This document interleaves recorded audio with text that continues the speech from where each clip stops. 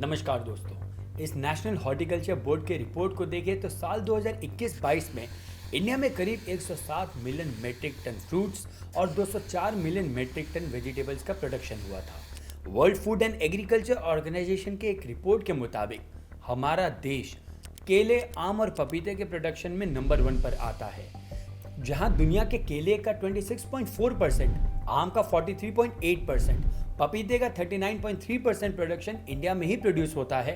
वही आलू, प्याज, फूलगोभी, बैंगन, पत्ता गोभी के प्रोडक्शन में इंडिया सेकंड रैंक पर आता है। फ्रूट्स और वेजिटेबल्स का one of the highest producers होने के बावजूद भी इंडियंस आज भी माल न्यूट्रिशन यानी कि कुपोषण का शिकार है।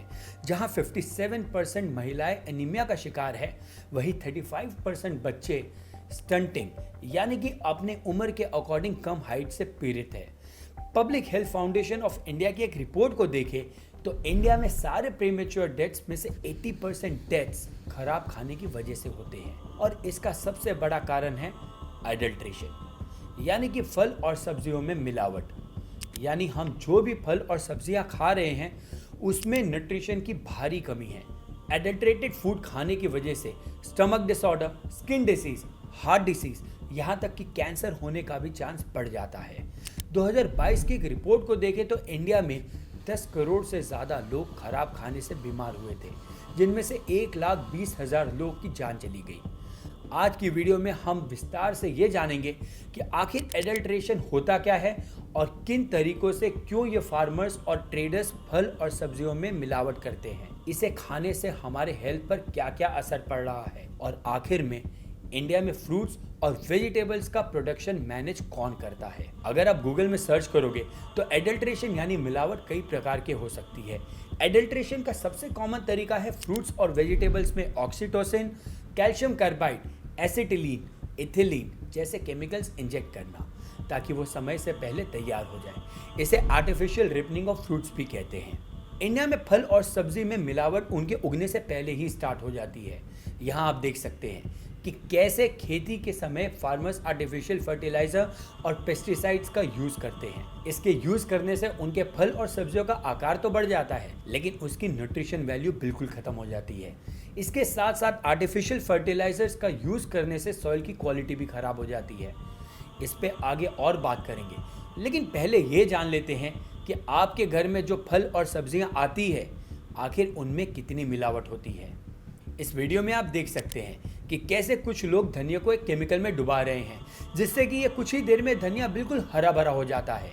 ये तो बात हो गई धनिये की, लेकिन ऐसे आपके घर में आने वाले जाने वाले कितने सारे फल और फ्रूट्स हैं जिसमें हार्मफुल केमिकल्स मिलाए जाते हैं। An apple a day keeps a doctor away, यानी अगर आपको तंदुरुस्त रहना है तो रोज़ एक सेब ज़रूर खाएं। ये तो आपने अपने घर में बुजुर्गों को कहते हुए ज़रूर सुना होगा, लेकिन आज के ज़माने में रोज़ एप्पल खाना ही आपको बीमार कर सकता है। जी हाँ, क्योंकि आजकल के एप्पल्स आर्टिफिशियल वैक्स की कोटिंग के साथ आते हैं, जो आपकी सेहत के लिए बिल्कुल हानिकारक है। एप्पल में आपको 2 तरह के वैक्स मिल जाएंगे। एक होता है नेचुरल वैक्स, जो एप्पल के ऊपर पहले से ही मौजूद होता है। ये एक तरह से प्रोटेक्टिव लेयर होता है जो एप्पल को बाहर के एनवायरनमेंट और बैक्टीरिया से प्रोटेक्ट करता है और एप्पल इसे नेचुरली डेवलप करता है। नेचुरल वैक्स वाले एप्पल को खाने में कोई समस्या नहीं है, लेकिन यहाँ प्रॉब्लम तब आती है जब एप्पल पे आर्टिफिशियल वैक्स की कोटिंग की जाती है।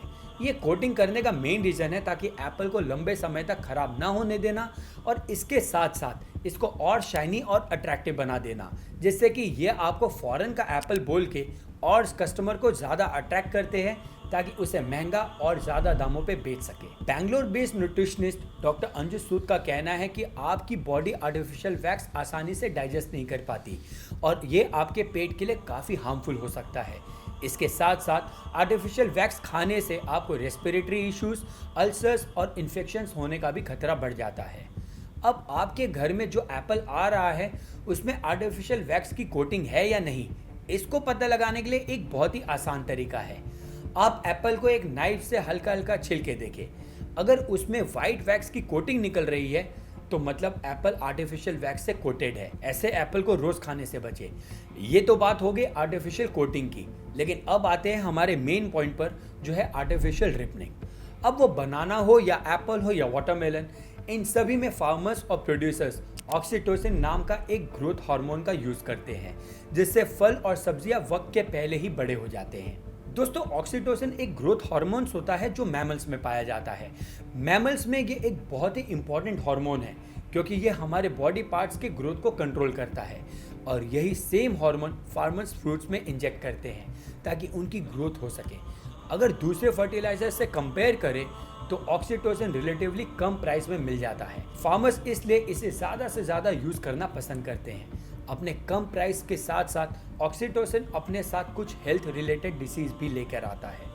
कई बार ऑक्सीटोसिन इंजेक्शन वाला फ्रूट खाने से आपको हेडेक, नौसिया, पेट में दर्द जैसे रिलेटेड प्रॉब्लम्स हो जाते हैं। ऑक्सीटोसिन के अलावा फार्मर्स कैल्शियम कार्बाइड नाम का एक केमिकल का भी इस्तेमाल करते हैं। ये मेनली बनाना में यूज होता है। कैल्शियम कार्बाइड का यूज करके फार्मर्स कुछ ही समय में इस केले को हरा से पीला कर देते हैं। अब आपके घर में जो केला आ रहा है उसमें कैल्शियम कार्बाइड का इस्तेमाल हुआ है या नहीं हुआ है, इसे कैसे पहचानें? इसे पहचानने का एक आसान तरीका है उस केले का रंग। अगर कोई केला नेचुरली ग्रो हुआ है तो उसका कलर डार्क येलो होगा और उसके एजेस पे जो डंडी होगी वो डार्क ब्राउन या फिर ब्लैक कलर की हो सकती है। वहीं दूसरी तरफ आर्टिफिशियली उगाया हुआ केला लाइट लेमन येलो कलर का होता है और उसकी डंडी का भी कलर हरा भरा होता है। अब और फलों की बात करें तो वाटरमेलन यानी कि तरबूज में एरिथ्रोसाइन नाम का एक टॉक्सिक यूज होता है, जिससे कि वाटरमेलन के अंदर का रंग एकदम रेडिश पिंक हो जाता है। पीस को हरा रंग देने के लिए मेलाचाइट ग्रीन डाई का यूज होता है। और मैं आपको कितने एग्जाम्पल दे दूं, बस आप यूँ समझ लीजिए कि आज की डेट में आपके घर में कोई भी फल या सब्जियां आ रही हैं, वो यूँ समझ लीजिए कि एक तरह से जानलेवा बीमारी है। आप चाह के भी बाद में इसे कंट्रोल नहीं कर पाएंगे। इतने सारे एडल्ट्रेटेड फ्रूट्स और वेजिटेबल्स मार्केट से हमारे घर में आ रहे हैं। अब सवाल ये उठता है कि क्या इंडिया में कोई ऐसा इंस्टीट्यूशन या कोई भी रेगुलेटरी बॉडी नहीं है जो इन पर नजर रख सके? तो मैं आपको बता दूं कि food safety and standard authority of India यानी कि फसाई इन सभी को मैनेज करती है। ये एक स्टैट्यूटरी बॉडी है जो मिनिस्ट्री ऑफ हेल्थ के अंडर आती है।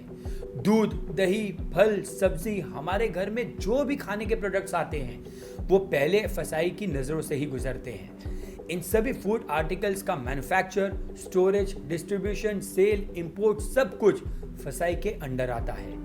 अब आप ये सोच रहे होंगे कि फसाई के होते हुए भी इतने सारे एडल्ट्रेटेड फूड्स मार्केट में कैसे चल रहे हैं?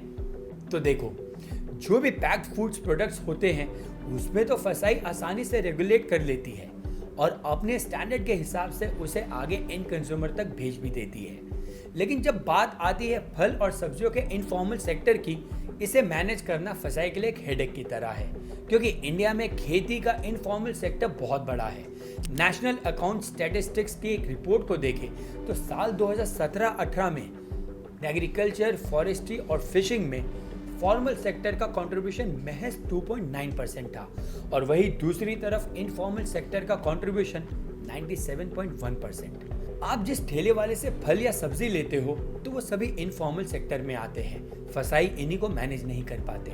अब आपको एक और कमाल की बात बताता हूँ। फसाई की लेबोरेटरी ने 49,000 फूड आइटम्स को टेस्ट किया तो उनमें से ये पता चला कि इनमें से करीब 8,000 यानी कि नियरली 1/5 एडल्ट्रेटेड है या मिसब्रांडेड थे।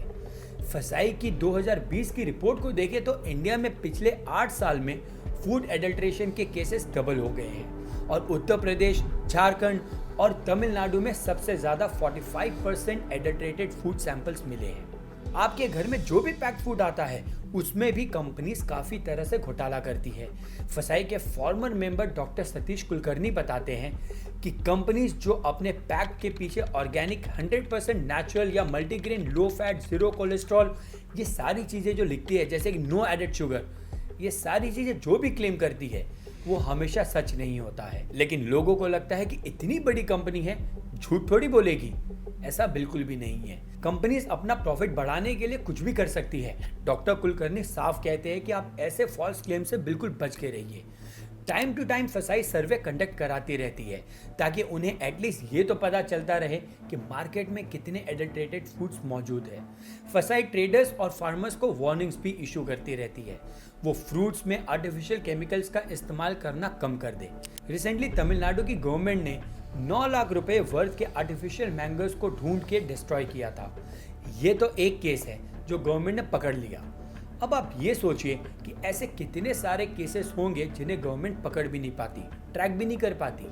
इंडियन गवर्नमेंट रिपीटेडली वेंडर्स को वार्न करते रहती है कि वो फल और सब्जियों में बिल्कुल भी आर्टिफिशियल केमिकल और स्प्रेस का यूज ना करें, लेकिन फार्मर्स की भी मजबूरी है। उनका कहना यह है कि अगर हम ऐसा नहीं करेंगे तो हमारे फल जल्दी खराब हो जाएंगे। एक फ्रूट को नेचुरली ग्रो करने के लिए काफी टाइम लग जाता है, वही केमिकल्स का यूज करके फार्मर्स कुछ ही दिनों में ये फ्रूट्स को रेडी टू ईट बना देते हैं। कुछ फर्टिलाइजर्स है जो गवर्नमेंट यूज करने की परमिशन देती है, लेकिन वो काफी महंगे आते हैं जिन्हें फार्मर्स अफोर्ड नहीं कर पाते हैं, तो मजबूरन उन्हें ये सस्ते और चीप फर्टिलाइजर्स का यूज करना पड़ता है। अब इसमें गवर्नमेंट की गलती हो या फार्मर्स की गलती हो, नुकसान तो हमारे हेल्थ और हमारे एक्सपोर्ट्स पे ही हो रहा है। अगर हम एक्सपोर्ट की बात करें तो फाइनेंशियल ईयर 2022-23 में इंडिया ने करीब 6,219 करोड़ रुपीस के फ्रूट्स और 6,965 करोड़ वर्थ के फ्रेश वेजिटेबल्स एक्सपोर्ट किए थे। अगर हम कुछ मेजर फ्रूट्स की बात करें तो India mainly grapes, pomegranate, mangoes, orange export करता है। वही वेजिटेबल्स में onions, potato, tomatoes, mix vegetable India के एक्सपोर्ट बास्केट में आते हैं। USA, UAE, Bangladesh, Nepal, Malaysia, Netherlands, Sri Lanka, Qatar, Oman, Iraq, ये कुछ मेजर डेस्टिनेशन है जहां इंडिया फ्रूट्स, वेजिटेबल्स एक्सपोर्ट करता है। इतने सारे देशों के नाम सुनकर आपको तो लग रहा होगा कि इंडिया फ्रूट्स और वेजिटेबल एक्सपोर्ट्स के मामले में टॉप कंट्रीज में आता है, लेकिन मैं आपको बता दूं कि ग्लोबल एक्सपोर्ट में इंडिया का शेयर सिर्फ 1% है, महज 1%। अब एक्सपोर्ट कम होने का सबसे पहला कारण है हमारी पॉपुलेशन। जहां हमने वीडियो के स्टार्टिंग में ही देखा था कि हम फल और सब्जियां बहुत ही भारी मात्रा में प्रोड्यूस तो करते हैं, लेकिन सबसे पहले हमें हमारी ही पॉपुलेशन को देखना पड़ता है। हम आधे से ज़्यादा माल खुद ही कंज्यूम कर जाते हैं। एक्सपोर्ट कम होने का एक और मेजर कारण है कि हम most of the time global food standard से मैच नहीं कर पाते। हमारे कोल्ड स्टोरेज अंडर डेवलप्ड है, जिसके कारण बहुत सारे फ्रूट्स और वेजिटेबल्स रखे रखे खराब हो जाते हैं। हमारे फ्रूट्स एडल्ट्रेटेड होते हैं, जिससे कि उनकी क्वालिटी के साथ साथ इंटरनेशनल मार्केट में उनकी डिमांड भी कम हो जाती है। जैसा कि हमने पहले भी कहा था कि फसाई फूड रिलेटेड चीज़ों को मैनेज करती तो है, लेकिन इसके अलावा फ्रूट्स और वेजिटेबल्स के एक्सपोर्ट का काम भी इन्हीं के अंडर आता है। इंडिया में फूड सेफ्टी से रिलेटेड और भी एक्ट्स चलते हैं, जैसे कि food safety and standard act 2006, adulteration के लिए the prevention of food adulteration act 1954। ये सभी एक्ट फसाई के साथ मिलकर इंडियन फूड सेफ्टी और सिक्योरिटी को मैनेज करते हैं। लेकिन जैसे कि आप देख सकते हो कि ये लॉस काफ़ी आउटडेटेड हो गए हैं। जैसे जैसे टेक्नोलॉजी एडवांस हो रही है, फ्रूट्स एडल्ट्रेशन के मेथड और भी एडवांस हो रहे हैं। फार्मर्स और ट्रेडर्स नए नए तरीकों का इस्तेमाल कर रहे हैं मिलावट करने के लिए। इसको देखते हुए गवर्नमेंट को भी अपने एक्ट पर और लॉस पर काफ़ी अमेंडमेंट करने होंगे। जो भी मिलावट फल और सब्जियां बेचते हैं उनके खिलाफ काफ़ी स्ट्रिक्ट लॉस बनाने पड़ेंगे। अभी के एग्जिस्टिंग लॉ की बात करें तो जो भी व्यक्ति फल और सब्जियों में मिलावट करते हुए पकड़ा जाता है उसे सिर्फ 6 महीने की सजा और 1,000 रुपये फाइन देके छोड़ दिया जाता है।